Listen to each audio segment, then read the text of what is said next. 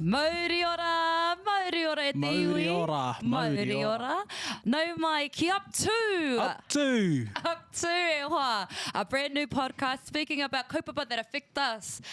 Te hunga Māori, te hunga rangatahi Māori, Gen Z, coming at you with a Gen Z lens. Ko Maioha Panapa tēnei.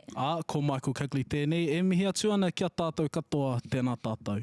Nā, e me mihi ka tika anō hoki ki tō mātou nei, hoki tōku nei taha. Ko ai atu tēnā, ko tētahi rangatira o ngā rangatira o te moturei.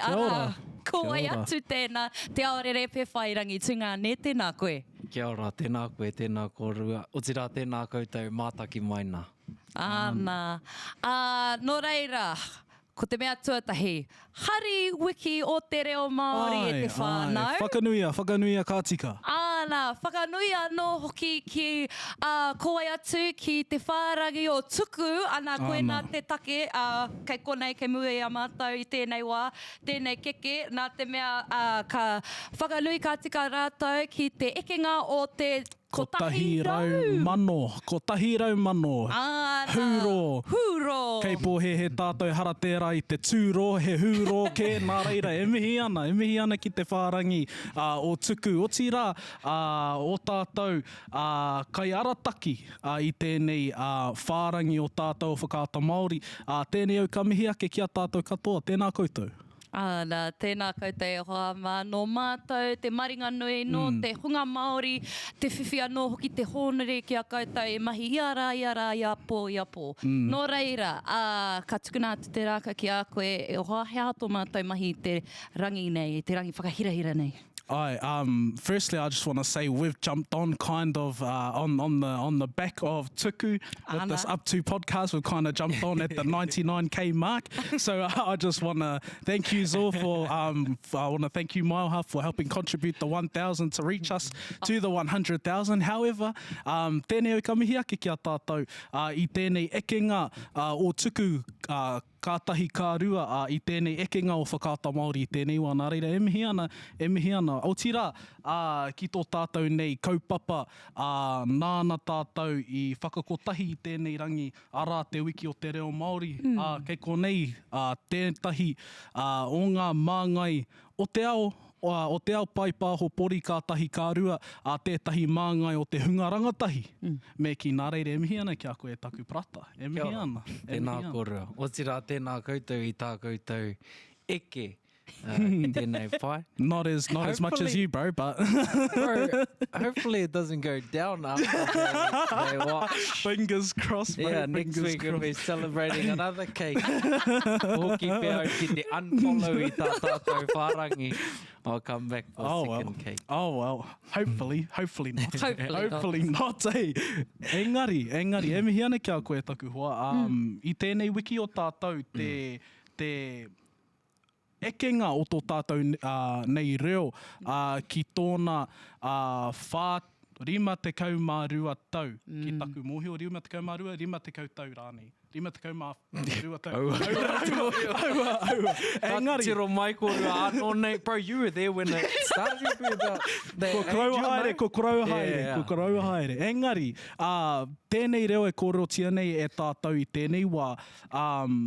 He mea tino piripono ki a koe i rungi o mahi marunga paipāho pori. Ana, ko te reo Māori tērā e noho tai tuara ana ki a koe i roto i ngā mahi. Nā reira, kōrerotia mai, o mahi marunga paipāho pori kātahi kārua te hirahiratanga o te reo Māori i roto i o mahi.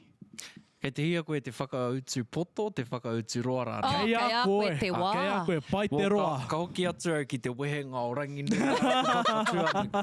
Te whakapapa. E hara e nei kōrero. Ko te take ka whakaiau ki ngā kaupapa pēnei, nā te mea i tīmatau i whakaata Māori.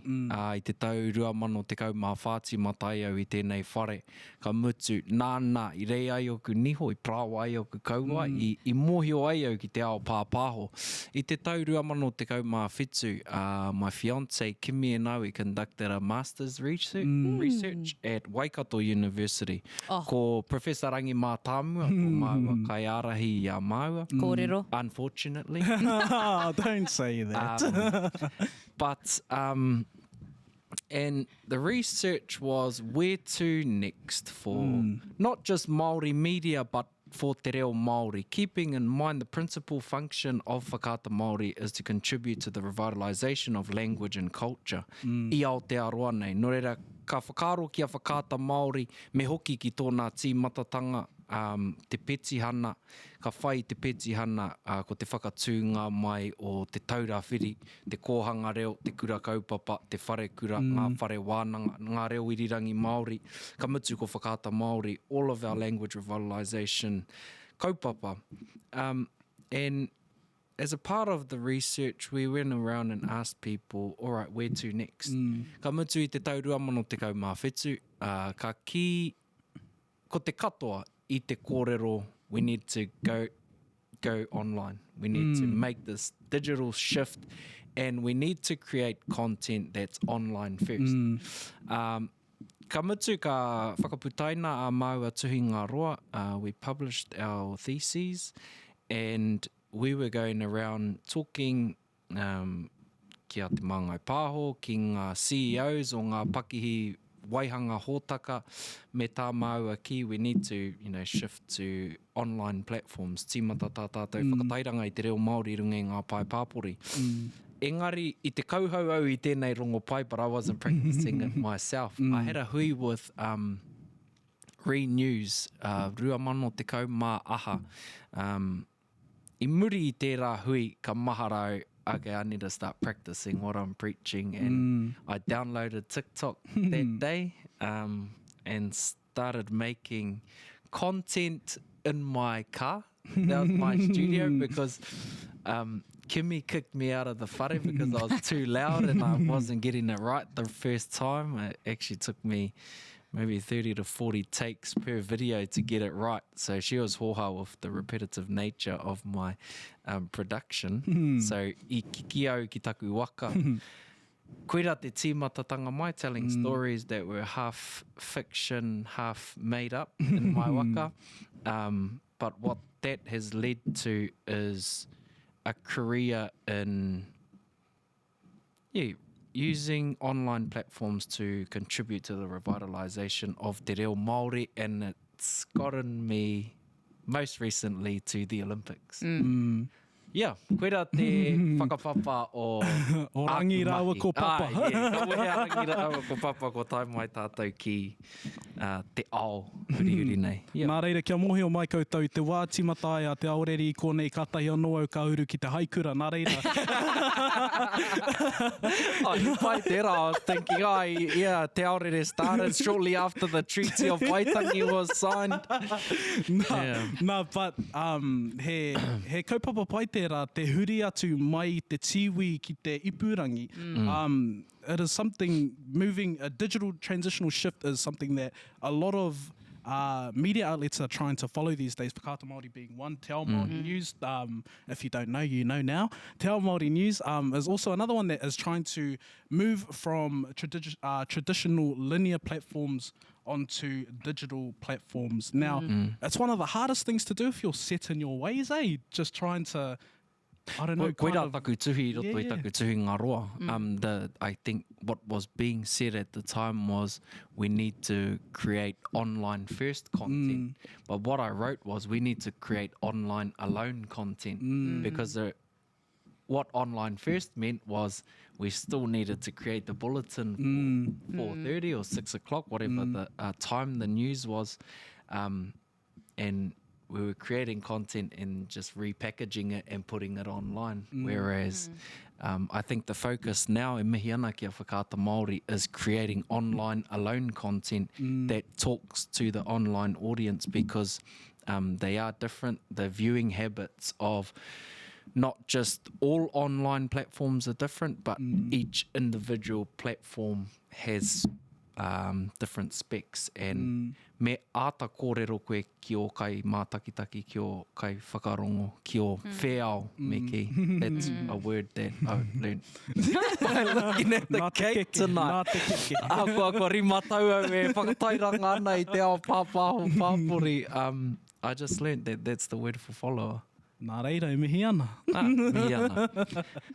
But yeah, that's huge, the digital shift. And I've been fortunate to not only work in Māori space, but I haere tāua ki ngā orimi pia, ki ngā wāhi pēnei Tahiti, I Hawaii. We're not just leaders here in Te Ao Māori, but we're leaders all around the world in terms of Indigenous language revitalisation. So we must continue to champion te whakarauoratanga o te reo Māori, nā te mea ki te eke a tātou mahi ka whai mai ko ngā iwi take puta noi te ao. Tautoko. And koina ngā kōrero puta ana nā hana rāwhiti mai pi te wā e haere ngātahi koutou ki Festpac ki te rawa. Kāre ia e paku mōhio, e mōhio ana rātou no tēnā whenua I ōna mahi. Nō reira, ko te mea e puta ana ki aia ko tōna hononga me tōna whakapapa ki ōna whaia hana, te hana tuatahi pia, me tōna mahi kei roto I te pēti hana. Ki o whakaaro te pēti hana, ai haha te hiranga o tēnei me ki te hunga rangatahi nāia nei, o nāia nei? He aha te... he pātai nui tērā. Me pēnei pēr taku whakautu. Ka hoki atu ki te wehenga o rangi nui rau ko whakatuna. No, ka hoki ki te kōrero a āpirana ngata. Nā āpirana ngata te kōrero ki a tātou. Ko tōringa ki ngā rākau a te Pākehā hei oranga mo tō tinana. Ka mutu kua pēnei tāua te iwi Māori. Tēnei he rākau nā te Pākehā, nei pārongo he rākau nā te Pākehā, te TikTok, he rākau nā te haina mana. Engari, kua mārama tāna I kōrero ai. We have to use the tools that we have at our disposal. I nāia nei rangi, ka uia te pātai ki te krauara no te taitokerau ki a Sir Heke Nuku Mai Busby. He was criticised for using chainsaws to build his waka. And his response to that criticism was, well, what took my tipuna 6 months now takes me 6 days. And I know if my tipuna had a chainsaw, they would be using it. So ka rukea e rātou, wā rātou toki, wā rātou aha. Think smarter, not harder. Yeah, ka whakamahia e rātou ngā hangarau o te ao hurihuri. Engari, kei wareware hoki a tātou te toenga o tā apirana I whakahau ai ko tō wairua ki ngā taonga o tipuna Māori. So we use these tools to revitalise hei whakatairanga, hei whakarauora I ngā taonga ao tātou tipuna, ko a tātou tikanga, ka mutu ko tō tātou reo Māori. But the last part that I think is often overlooked is that the first sentence is e tipu e rea mo ngā rā o tōua. Grow forth for the days of your life. Ahakoa he rangatahi tātou, he āhua rereke taku rangatahitanga I o kōrua rangatahitanga. Ka mutu he rereke hoki o kōrua rangatahitanga I ngā rangatahi te koutou pakenge iho I a kōrua. Nō reira, koera te whāinga, that's what one of the objectives of our research was to find out what was the tipu and the rea mō tō tātou ao, o tira mō tō tātou reanga. No rea, hei whakautu I tō pātai, hea te hiranga o what space does rangatahi, ko tāku, use what you have at your disposal. I'm kind of getting old, ko tata ki te toru te kau aku tau. Kia ora koro. So, he pai te whai I ngā rautaki, I ngā kōrero oera kua haere I mua engari. Me pēnei tātou I a Māui, we have to try new things and what I think is cool might not be cool to other younger rangatahi to me. So be yourself, be Māori because it's what makes us unique in the world.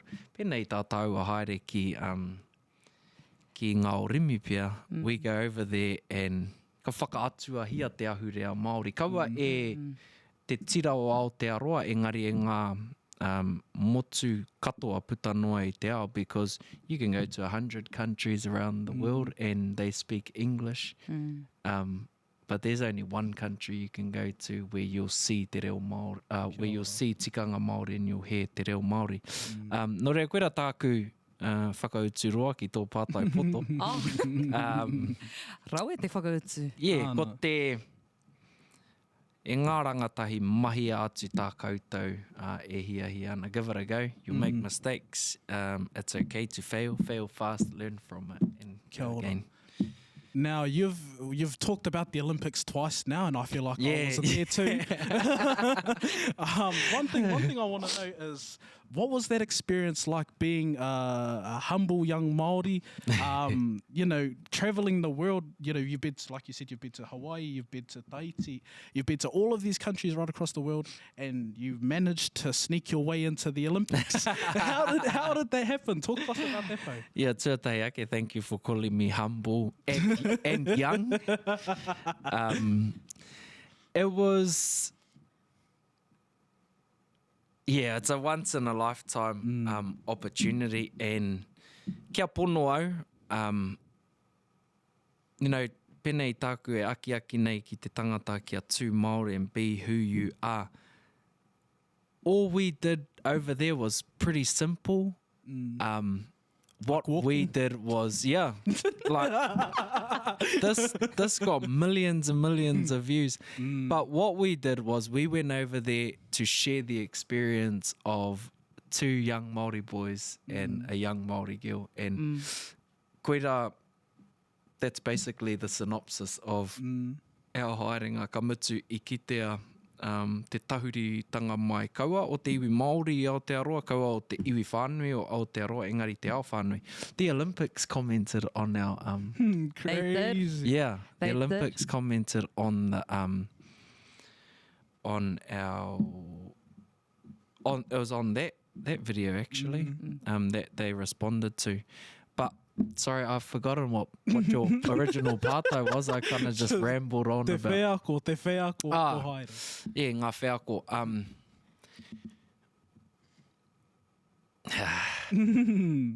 I'm just trying to think how much I'm allowed to share publicly. He nui I hui maua, e kakoro Māori au. I hui maua ki ngā piki pōhi o reira. Ai. Ka ki... Anei ngā tikanga, anei ngā ture, āhei tēnei, kaore āhei tēnei. This is what you can do, this is what you can't do. And ka pātai maua ko temi ētahi pātai, because we're looking for the grey area in the rules. As we do as Māori. Te kauhanga nunui. Te kauhanga, koia, I te rapu maua I te kauhanga nui, ka ki, you can't go here, you can't go there, and you can't go there. Me and Tim got out of that hui and was like, we're only going here, and there. We jumped on the train, we went to the first place we weren't allowed to go to. And koera te rereke o te iwi Māori, he whanau ke tātou kamutu, we also tell the real story. For example, we went to the opening ceremony, we snuck into this private function because the private function was attached to the bridge. That the waka went underneath.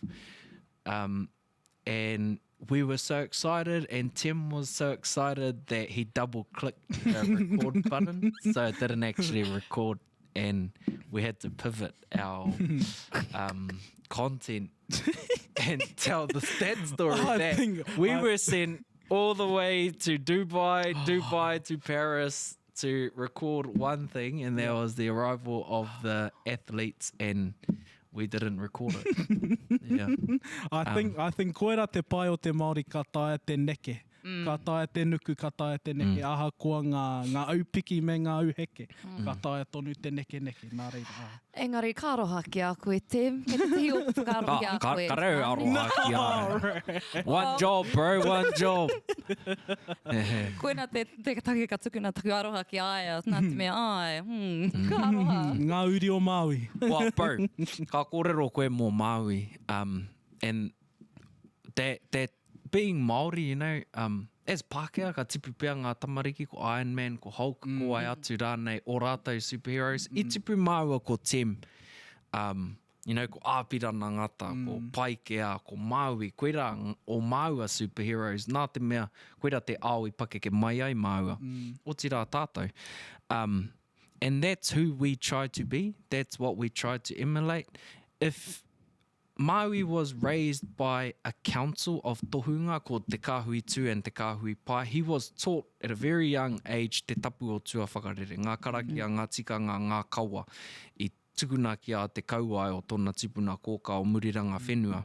But if I was to ask you, what is Maui's most common characteristic, or what you'd think, you know, what one word was to describe Maui, it'll be whakatoi, or whakateka, or whakahihi, e rā āhua tanga katoa. And that's who we try to be in our content.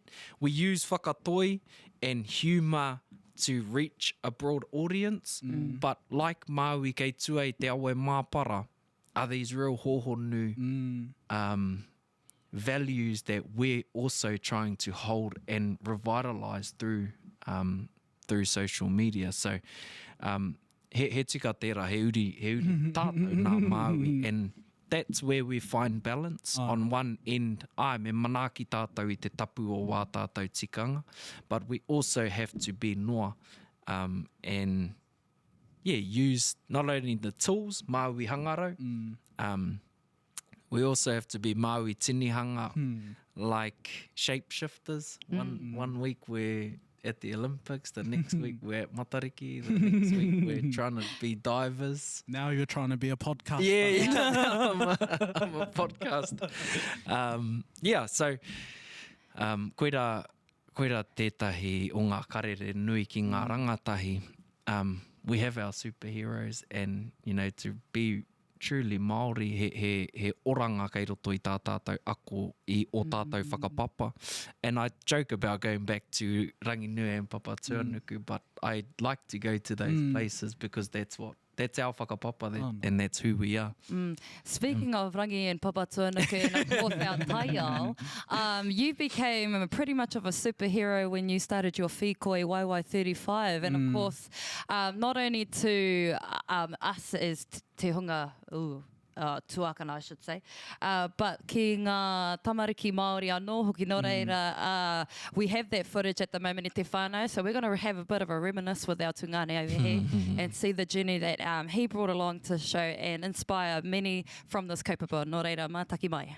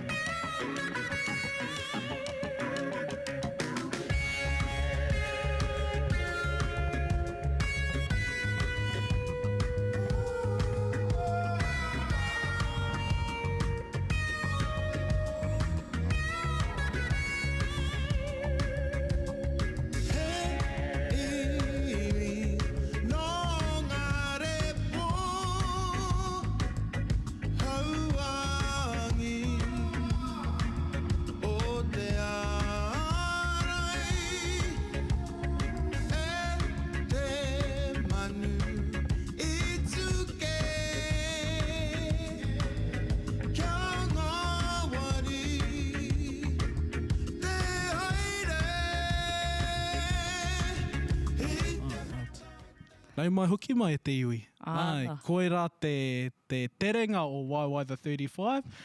Kei konei, kei tō māua nei taha I tēnei wā, ko te kingi, ngā waiwai o te 35. Ana, e hoa, you told us while the video was playing, it was raining through some of it.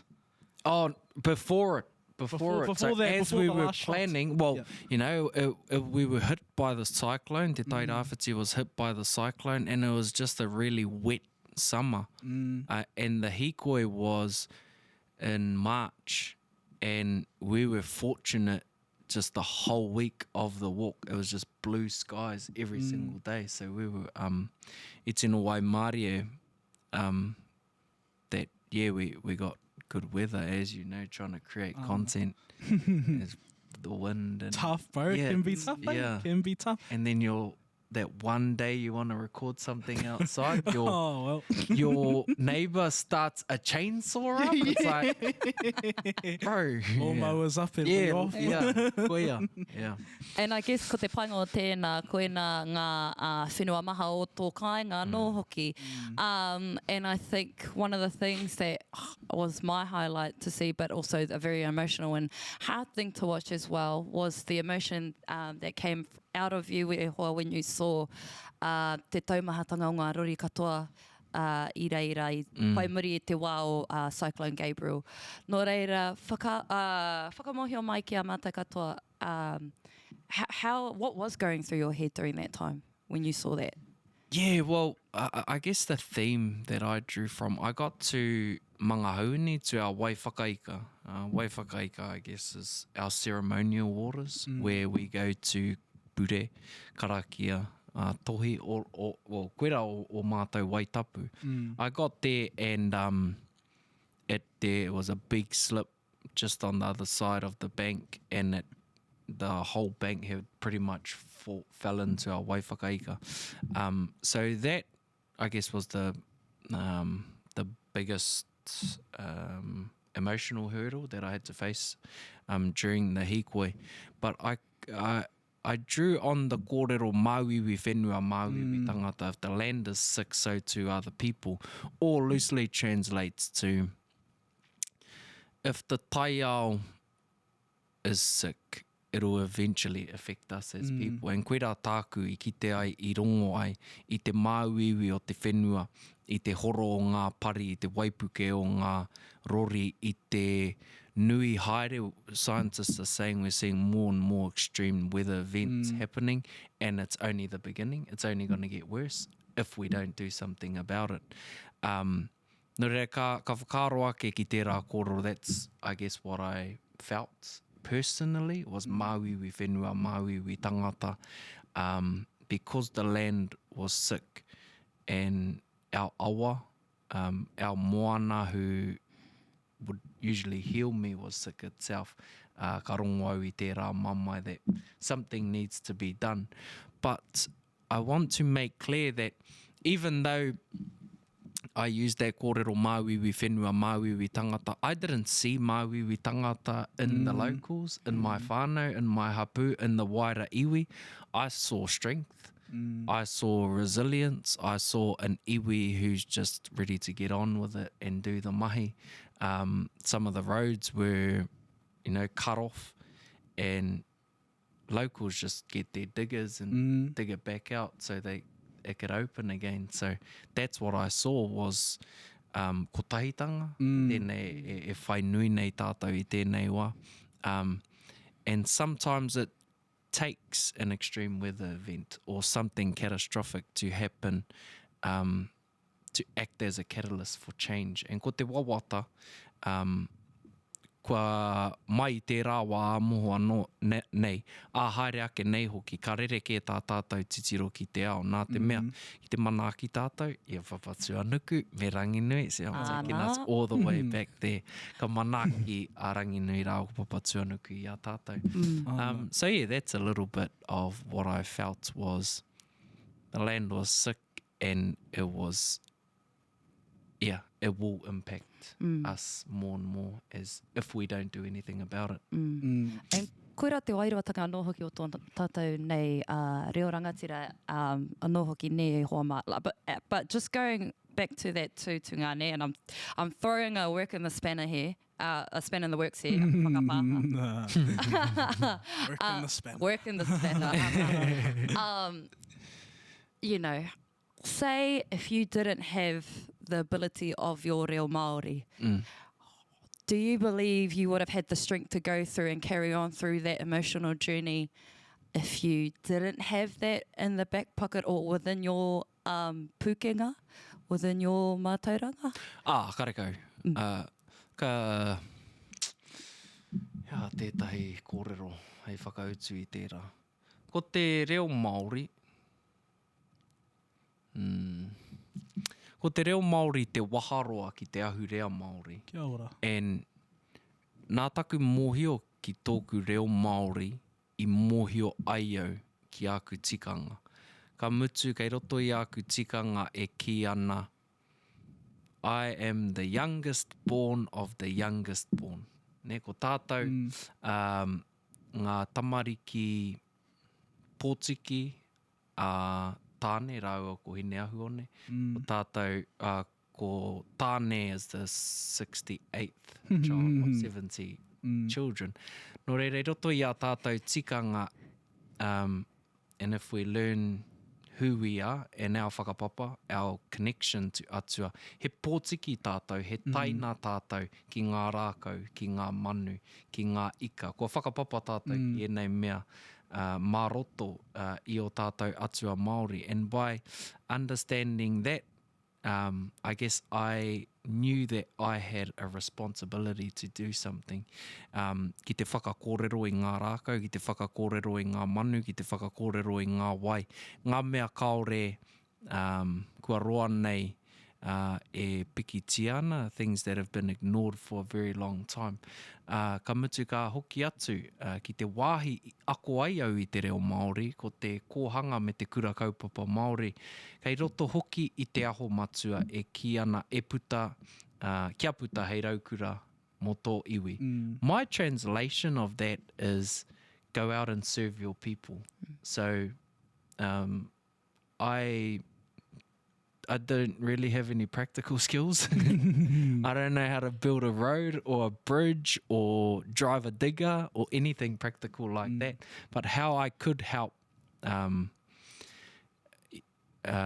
raukura mō taku iwi, how I could contribute to that was using my platform and using the skills I had acquired here at Whakaata Māori to not only raise funds but raise awareness for the plight of te tairawhiti and I guess the climate challenges that we're facing at the moment.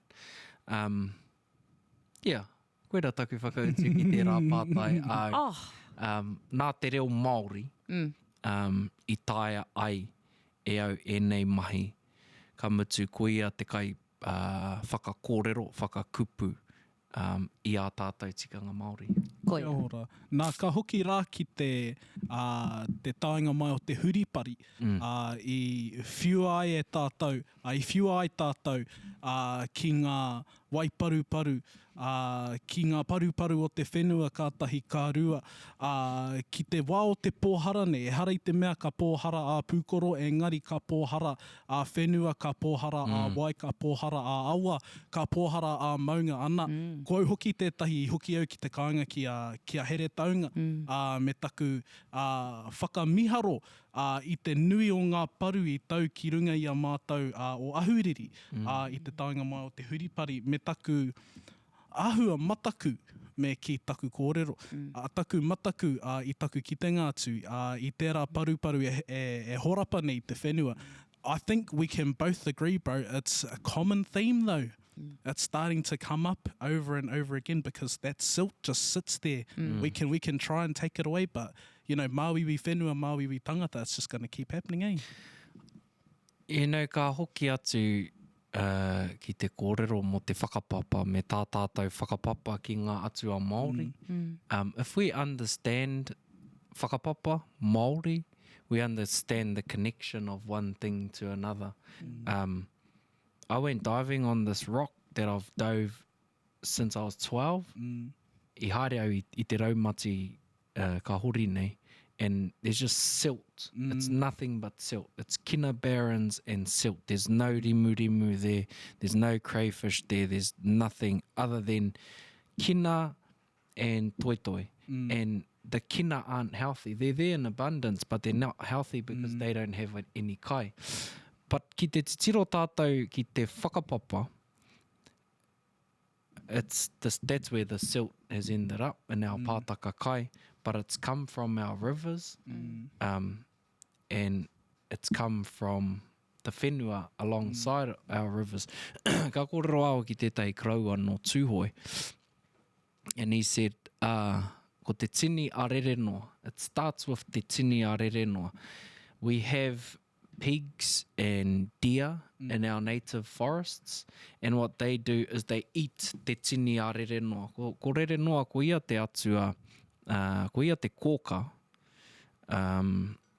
o ngā aka and the undergrowth of the ngahere. And what they are the tuakana to the big trees. So i te wā o te āwha, ka kauawhi ngā tuakana i ngā taina kia kaua rātou e hinga ki raro. Engari ko te mate, there's an imbalance in our ngahere. Deer is eating all of the undergrowth. Paihamu is eating all the kauru of our rākau, the canopy of our tree. So when it rains, there's no leaves to catch the water, and it's hitting the ground, and there's no moss on the ground to absorb. Ko te mahi a te tini a rere noa, he whāngote i te wai o te ua, ka āta whāngai i te ngahere i ngā marama maroke. But because all of that moss has been eaten, and all of the whenua has been trampled on by bigger animals, kua maro te papa, kua maroke te papa, karekau he kauru o ngā rākau, ka ua, ka pā ki te papa maroke, ko te papa maroke ka rere, it floods our manga. There's no tini a rere noa there to kauawhi our big trees. When it floods, it takes out the trees with them. The manga get flooded. The manga then flood our rivers, and then it ends up in our oceans. Ko te tirohanga Māori, ko te tirohanga whakapapa, ko te hononga o tētahi mea ki tētahi mea. And we talk about colonisation. A kuni kua colonise here, tō tātou ngahere. Ne, kua tai mai, kaua ko te Pākehā anake, engari ko wā rātou kararehe. And koera te māwiwi whenua e kōrero hia, and it's not just the land, but ko ngā uri a papatua nuku kei te pāngia. Karekau there's no undergrowth kei te, kua tāmate ngā rākau nui, ko kainga katoa tia e te Paihamu. Nā te mea e tāmate ana ngā rākau nui, kare a tātou manu i roto i te ngahere. So it's, when we look to the health, our own health, me te tiro ki tātou ki te ora o te taiao. Nā te mea ki te ora te taiao, ka manakitia o ki tātou. Āna, tēnā kōrero, te kōrero o tēnā karaua no tūhoi. Ko rangi mātāmua tēnā. Karekau, he karaua anu. Te koioto, hine taro, e whanaki e nā kōrero, ka rawe. Nā, ko te karaua,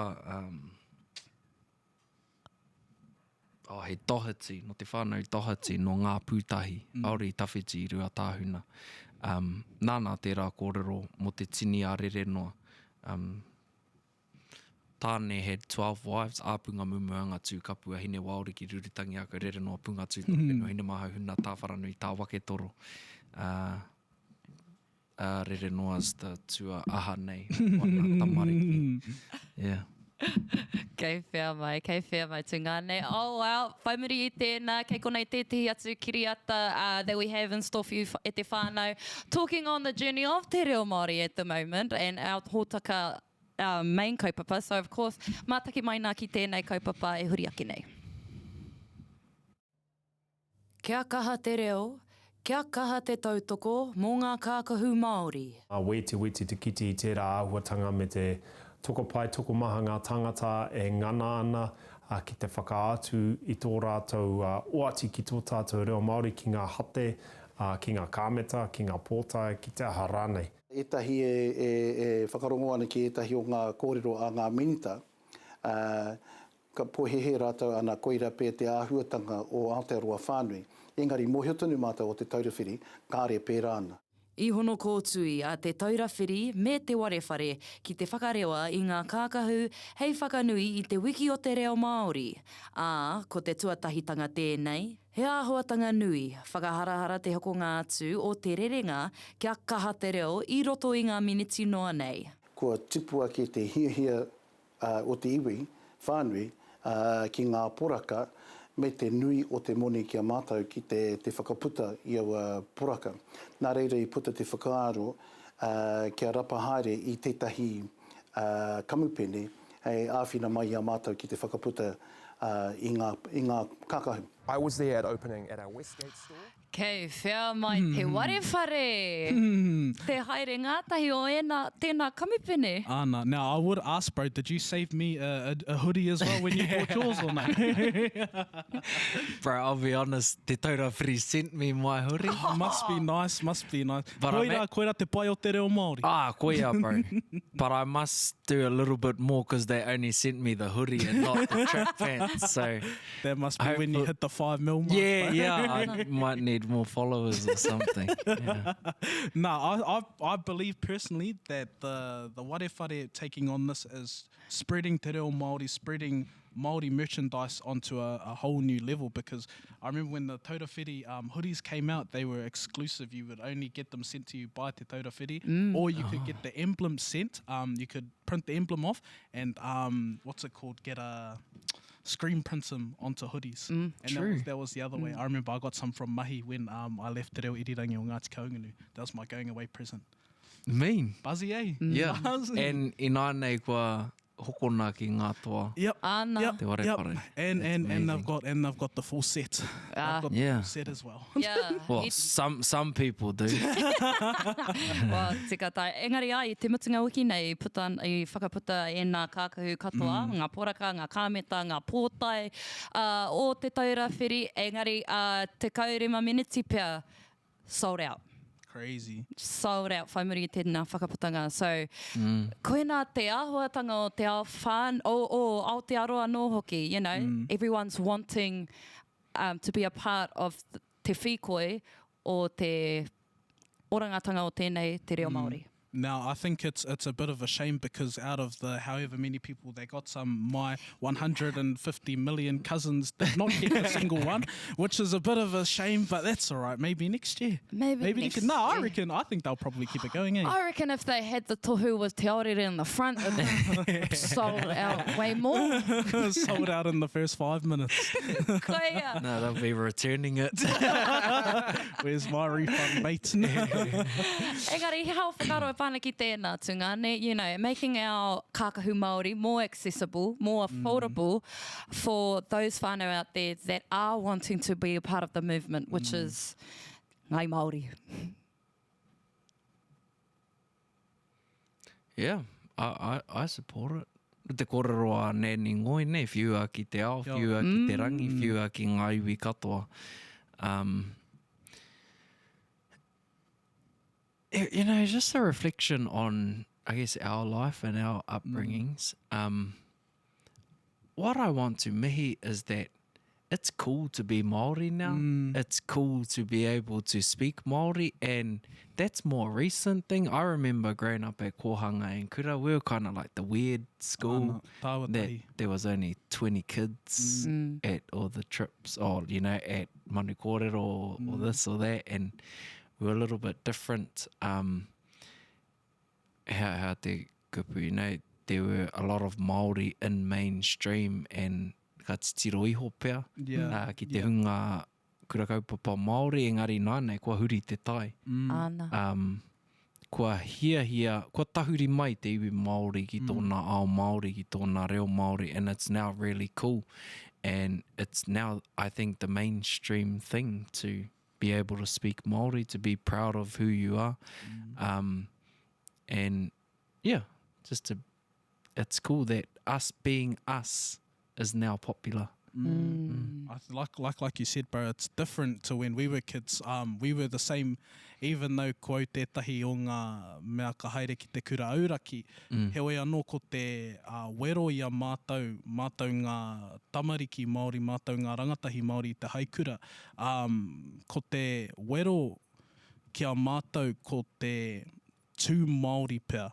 Ko te tū Māori i raro i te maru o tō tātou nei ao Māori, koira pia te tino wero ki a mātou, because it wasn't cool. Like you said, it wasn't cool. Yeah. It was cool to be a Pākehā. It was cool to be Samoan, it was cool to be Tongan, it was cool to be anyone else but Māori. Māori were just sort of, nah, you're over here, bro. You're over here, bro. And I think, like you said, me mihi ka tika. And I kōrero koe mua mo te pōharatanga. Ko te korora taku kōka, the greatest poverty we as Māori have had recently is poverty of mind. Ko te pōhara o tātou whakaaro me tō tātou kore I uara, I kite I te hua I roto I te ao Māori me te reo Māori me ngā tikanga Māori. But that's changed. Kua mahea e rā pēhitanga I runga I a tātou. Koira, that's what colonisation is, eh? Te koroa Linda Smith, Professor Linda Smith, the way to colonise a people is to give them the tools to colonise themselves. So us growing up thinking, oh, nah, being Māori isn't cool. Nā, kua toa te Pākehā, kua mahi te colonisation I tāna mahi. Engari, kua piki tātou, we've overcome that hurdle now, and e hara tērā I te pōharatanga kei a tātou. That poverty of mind no longer exists. Ana, and I guess tō mātou waimari e kia koe, o tira tō mahi, mā runga te pai āhua, ko huri te taina nei ki a rātou, kare e mohio, me mohio nānei. Nō reira. I think you also made it cool to be a waka Māori too, bro. Yeah. You did, bro. You made it cool to be a waka Māori. Yeah, hea ngā waka jumpers, ngā waka Māori. Well, that was the first viral video, was the Casper Yeah. video. I was called Casper because I had fair skin and blonde hair. Yo, e tipu ana. Mangu mangu aku hoa. Mohio rātou ko wai rātou. Yeah. Yeah, nah, but I think, like you said, bro, like Maioha said, actually, it's thank you for making it cool, bro. Thank you. You have contributed to making Māori cool because of how crack up you are, how insightful you are, how Very dad joke you are. it's just all of it, hey. It's all of it. It's all of it. Nara, engari, kei waiho mā te mihi, e kōrero. Ka hoki rā ki ngā kōrero o te pai pāho pori e taku prata. You mentioned earlier that you wanted to talk about ngā au heke o te ao pai pāho pori. Not just the good things that come out of it, but there are also a lot of negatives that come out of it too. Yeah, he pai tērā. He pātai pai tērā, that's also a difficult question to answer because of, I guess, the complexities of social media. But I was asked recently about, you know, social media as an addiction and, you know, ngā auheke o te ao social media. And ko taku whakautu ki tērā pātai, social media is a tool.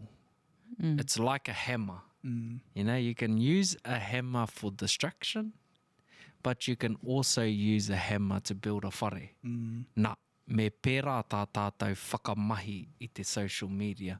Me mohio tātou, anei ngā mōreareatanga, these are the things that aren't so good on social media, that can happen to us, bullying, e rā momo āhuatanga.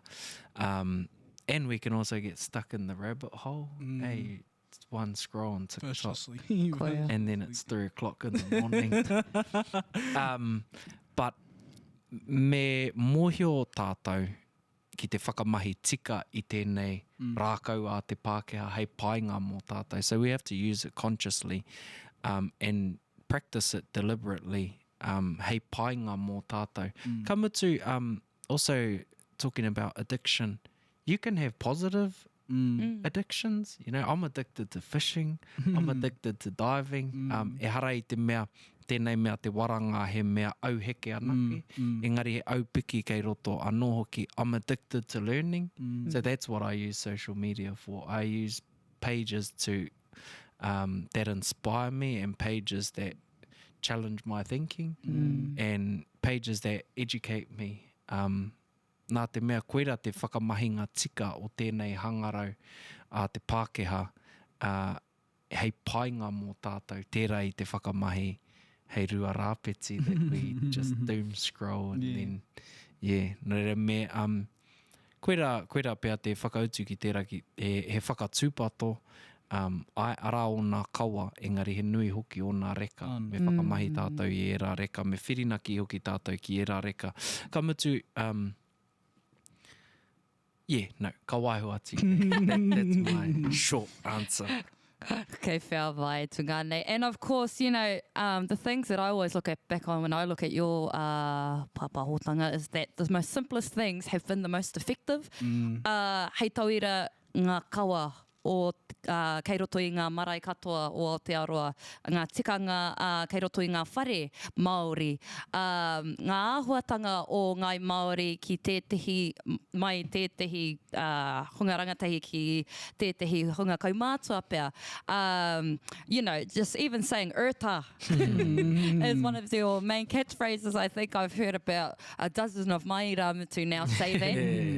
Might have to be a tihate whakaro tēnā. Salareta ware whare.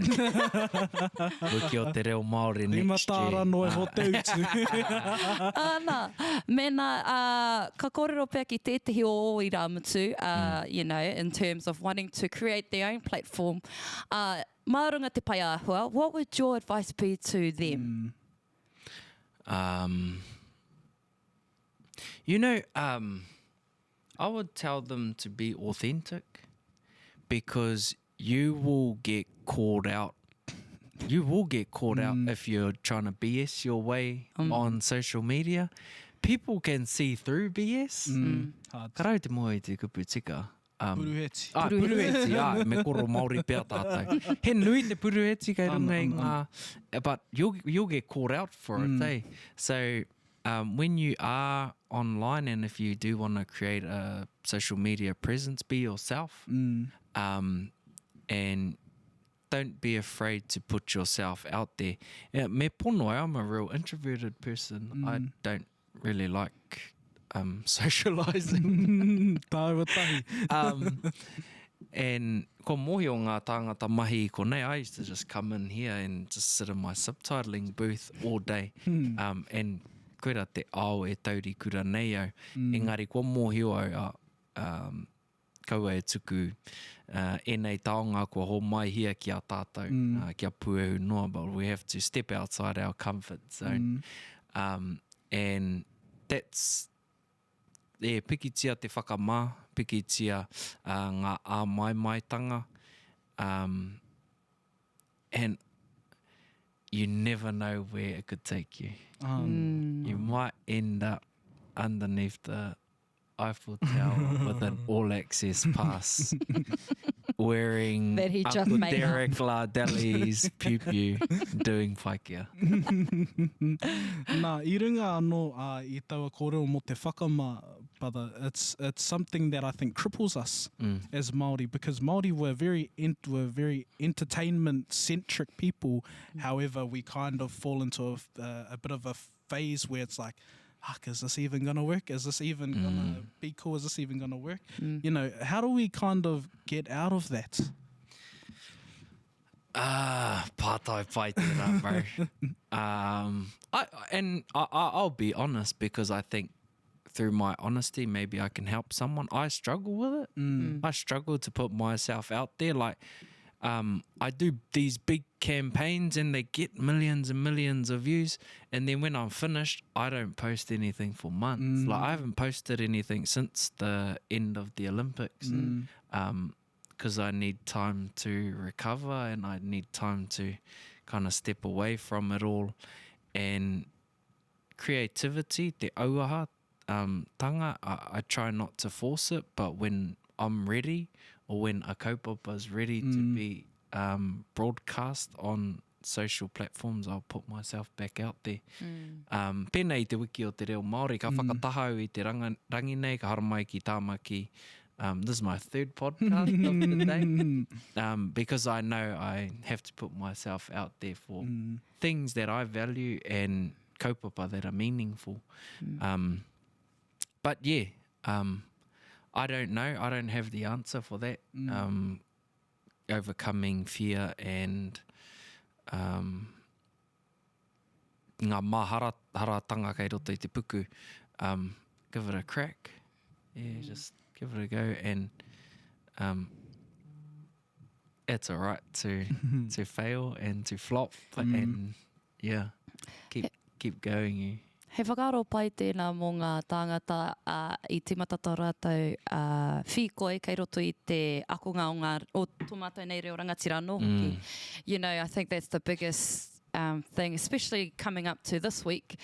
A lot of our whānau are still trying to overcome the fear of speaking our reo, but also overcoming the fear of making mistakes while speaking our reo. Kia koe tungane, what was your biggest hapa that you had whilst working here at Whakaata Māori during your kawe pūrongo days? Kare aku hapa. Mohe au ki ngā tikanga, ki ngā ture katoa o te reo Māori. Mau ko Timoti. E hara e nei kōrero. Hapa, yeah. Tautoko hoki au I tērā kōrero. That's a very good point to make, that ko tētahi o ngā hoariri nui o te ako I te reo Māori ko whakamā. E pai au te koro a te korau. Something like this. Ko te reo hapa ka taia te whakatika. Ko te reo ngū te taia te whakatika. So me kōrero I te reo, me hapa ke ako ai ko I te reo. He pera hoki mō taua pātai muara, you have to put yourself out there. You have to make mistakes. You have to get comments that say dry on your post for you to learn to not make those mistakes again. Tētahi hapa, a koe nei pia tētahi akoranga. Ko te rereke o te nui, o te rawa me te rawa atu. So, he nui rawa atu tēnei means this is very big. He nui rawa tēnei means this is too big. Me tino tūpato te reiau e whakarongo ana ki tētahi pūrongo, ki tētahi kai pūrongo, I won't name any names. E hara poku. E hara I a koro no mua rāno I a korua. Back when we were writing moas and stuff. You know, koe nei te horopaki o te kōrero, there was I think, a kuia who lived in a state house in Huntly. So she was being pushed out of the state house I Huntly, and they played the story and came back to the panel, and the panel wanted to sympathise with them. And e aroha nā rātou ki tērā kuia. Nā te mea I tāpū ke te kuia nei I ngā whenua o ana tamariki me ana mokopuna ki tēnei whare nā te krauna. But what she wanted to say is, that's very sad, that's a very long time. Engari I ki ia ka aroha te kuiara, he roa rawa tana noho ki reira. Which means that poor kuia, she's been there for too long. Get her out of there, man. No rea koera tētahi whakatūpato ki a tātou. Te rereke o te rawa me te rawa atu. Ka rongo hoki au tētahi hapa. The heavyweight, they used te reanga taumaha rawa. And they were talking about female boxers, which translates to the division that's too heavy. Tērā I te reanga taumaha rawa atu, or the heaviest. Yeah. So me koera tētahi whakatūpato ki a tātou te rereke o te rawa me te rawa atu. I think another one that kind of gets us all caught up when I te timatanga o tō tātou nei hikoi, I rungi I te aro o te ako I te reo Māori, mō koe. Mō koe is one of those ones that you hear all the time. Mō ia. Mō ia. I think these are things that we can't quite escape, but we just, learn fast. Yeah, and it's keep a part on of going. the journey. Yeah. He tūtukitanga waiwai noi. There's actually no, I won't go into it. But you have to fail hard, you have to fail fast. To move on. Yeah. Ana, kia nei te ao I te pō ko te ā me te o. Always. Anei te akoranga ā me te o, it's really easy. Oh, There's okay. 4... No, it is. There's 4... Ka pai, ka. Nau mai ki ako, ko pānia papa tōku ingoa. No, there's 4 R's and there's 8 O's. If you learn the 4 R's, The rest are alls. everything else is O. Ka pai. Okay. Ka pai, tēnā Ka koe ako. pānia. Noku te 50. Learn the 4 R's and then you'll never get it wrong again. Ka pai. Nā reira, i runga anō i ngā mihi e hika, e mihi ana ki a koe i tō putanga atu, i te anga o pō, ki mai ki te ao marama. Nei, nā reira, e mihi ana ki a koe, mou i whai wahi mai ki a Māua. O tira ki a mātou, kia tātou anō whakaata Māori i tēnei rangi, te tuatoru o ngā ipāho i tēnei rangi, e mihi ana tēnā koe. O tira, tēnā tātou e te iwi koutou, e whakarongo mai ana, e mātaki mai ana i a mātou i tēnei pō. Haere atu ki te whai atu i a tuku marunga Paiāhua, marunga TikTok. O tira, kia Māua marunga TeAoMāoriNews, marunga Paiāhua, mehe mea he kaupapa wā koutou. Tēnā, tuku nā mai. Nā reira, hei te mea whai ake nei. Ka kite. Ka ki.